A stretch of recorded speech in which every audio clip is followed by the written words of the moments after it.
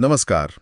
आज हम supreme court के एक काफी चर्चित और महत्वपूर्ण फैसले पर थोड़ी गहराई से बात करने वाले हैं। जी। ये greater Mohali area development authority यानी GMADA और अनुपम गर्ग के बीच का मामला है। बिल्कुल, और ये फैसला उन सब के लिए जरूरी है जो घर खरीद रहे हैं या रियल एस्टेट में पैसा लगा रहे हैं, खास तौर पर तब जब बिल्डर कब्जा देने में देर कर देता है। हाँ, ये देरी वाली समस्या तो बहुत आम है।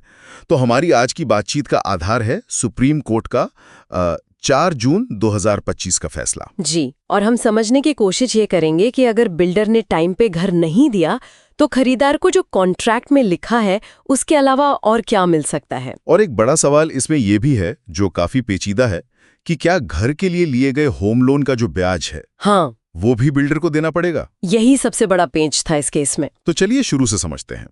मामला शुरू हुआ 2011 में, जब GMADA ने मोहाली में एक स्कीम निकाली, पूरा प्रीमियम अपार्टमेंट्स। हाँ, और अनुपम गर्ग और राजीव कुमार जैसे लोगों ने इसमें फ्लैट बुक किए और ठीक-ठाक पैसा भी जमा कराया। मतलब गर्ग साहब ने कोई 50 लाख से ऊपर और कुमार जी ने 41 लाख के आसपास। फिर आया आवंटन पत्र, LOI जिसे कहते हैं, वो मिला 21 मई 2012 को। और इसमें साफ लिखा था कि 36 महीने में कब्जा मिल जाएगा, यानी 21 मई 2015 तक। जी। और इसी LOI में एक क्लॉज था, क्लॉज 32I। हाँ। वो बहुत जरूरी था। उसमें क्या था? उसमें ये लिखा था कि अगर GMADA टाइम पे कब्जा नहीं दे पाया तो खरीदार चाहे तो स्कीम से हट सकता है। अच्छा, मतलब एग्जिट ऑप्शन था। हाँ, और अगर वो हटते हैं तो GMADA उनका जमा किया पूरा पैसा 8% सालाना चक्रवृद्धि ब्याज के साथ वापस करेगा। और ये भी लिखा था कि इसके अलावा अथॉरिटी की और कोई देनदारी, मतलब कोई और लाइबिलिटी नहीं होगी। ठीक है, लेकिन फिर जैसा कि अक्सर होता है, मई 2015 की डेडलाइन निकल गई। बिल्कुल, प्रोजेक्ट में उतनी प्रोग्रेस नहीं हुई थी। और कब्जे की पेशकश कब हुई? वो हुई 29 जून 2016 को, मतलब वादे की तारीख से 1 साल से भी ज्यादा लेट। ओहो, काफी देर। जी, तो इस देरी से, और शायद प्रोजेक्ट में भी कुछ बदलाव हुए थे, उनसे नाराज होकर खरीदारों ने कंज्यूमर फोरम में केस कर दिया। और क्या मांगा उन्होंने? रिफंड? हाँ, उन्होंने कहा कि हमें हमारा पैसा वापस चाहिए। फिर निचली अदालतों का क्या रुख रहा? State commission, national commission? दोनों ने, मतलब स्टेट कमीशन ने और फिर NCDRC जो नेशनल बॉडी है, उन्होंने खरीदारों के हक में फैसला दिया। अच्छा, क्या ऑर्डर दिया उन्होंने? उन्होंने कहा कि GMADA पूरा पैसा लौटाए, साथ में वो 8% वाला ब्याज भी दे जो LOI में था। ठीक है, ये तो कॉन्ट्रैक्ट के हिसाब से हुआ। हाँ, फिर मानसिक परेशानी के लिए 60,000 रुपए और केस लड़ने का खर्चा 30,000 रुपए भी देने को कहा। यहाँ तक तो ठीक लगता है। लेकिन उन्होंने एक चीज और जोड़ दी, और वहीं से सारा मामला सुप्रीम कोर्ट पहुंचा। वो क्या चीज थी? NCDRC ने कहा कि खरीदारों ने जो होम लोन लिया था ना, उस पर जो असल ब्याज चुकाया है, अच्छा, वो भी GMADA देगा। ओहो, ये तो बिल्डर के लिए बड़ा झटका होगा। मतलब कॉन्ट्रैक्ट के 8% के ऊपर से लोन का पूरा ब्याज। जी हाँ, और इसी पॉइंट पर GMADA सुप्रीम कोर्ट चला गया।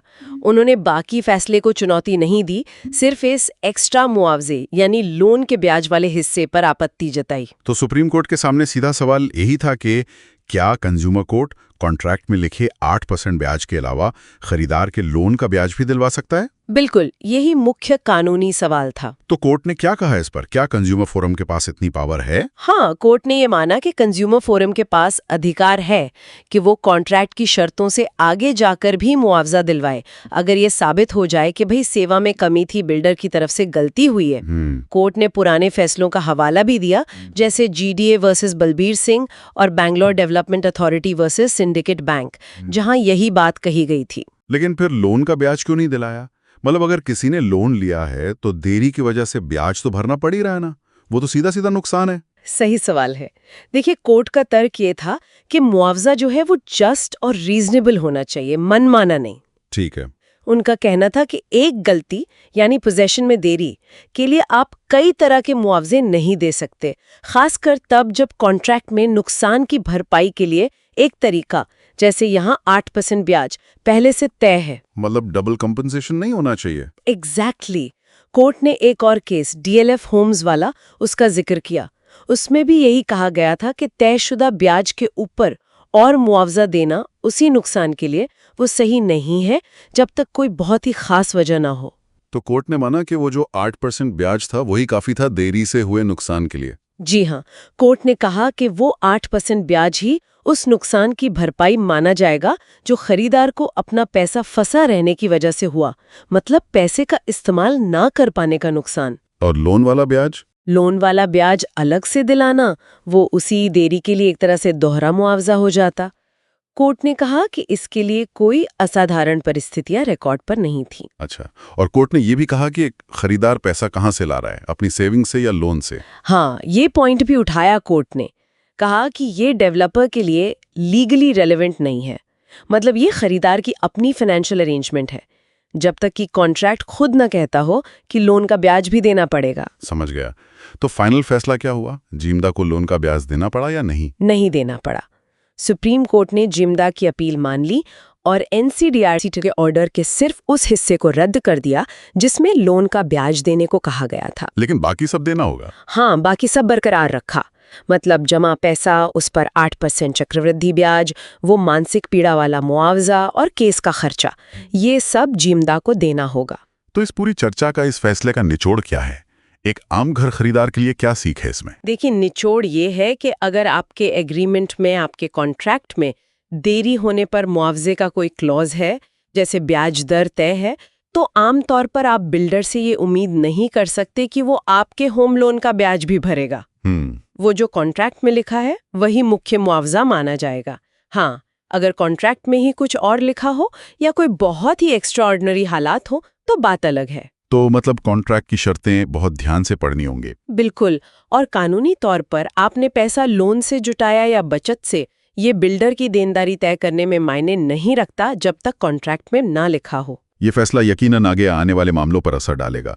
और एक सवाल ये भी उठता है सोचने के लिए जी, कि जब हम देखते हैं कि प्रोजेक्ट्स में देरी इतनी आम बात हो गई है, तो क्या भविष्य के जो रियल एस्टेट कॉन्ट्रैक्ट्स बने उनमें लोन लेने वाले खरीदारों के हितों को, खासकर इस लोन ब्याज वाले नुकसान को कवर करने के लिए, क्या कुछ और स्पष्ट प्रावधान होने चाहिए? हाँ, ये वाकई एक सोचने वाली बात है कि क्या मौजूदा कॉन्ट्रैक्ट्स खरीदारों को पूरी तरह सुरक्षित रखते हैं ऐसी स्थिति में। बिल्कुल, इसी सवाल के साथ हम आज की चर्चा समाप्त करते हैं।